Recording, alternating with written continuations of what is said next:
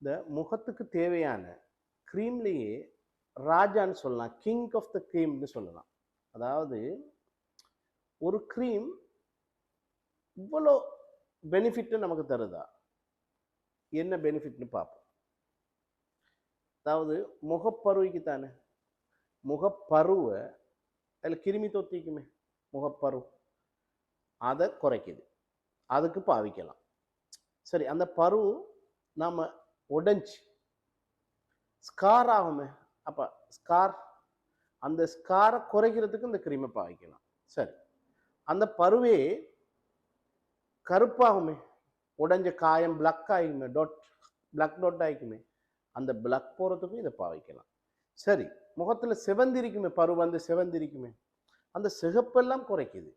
இது மட்டுமா, முகம் வந்து தேவையில்லாத இறந்த களங்களை க்ளீன் பண்ணுற வேலையும் பண்ணுது. இன்னும் என்ன விஷயம்னா, எல்லா ஸ்கின்னுக்கும் பாவிக்கலாம். அப்போ எல்லாரும் பாவிக்கலாம். சின்ன சின்ன மைல்டு இரிட்டேஷன், அலர்ஜிக் மாதிரி இருக்கலாம், காலப்போக்கில் அது பாய்க்க சொல்ல சரியாயிடும். இது என்ன க்ரீம் இருக்குதா சந்தேகமாய்க்கா? ஆசலிக் ஆசிட்ல முகத்துக்கு பாய்க்கிற ஒரு க்ரீம். தேங்க்யூ.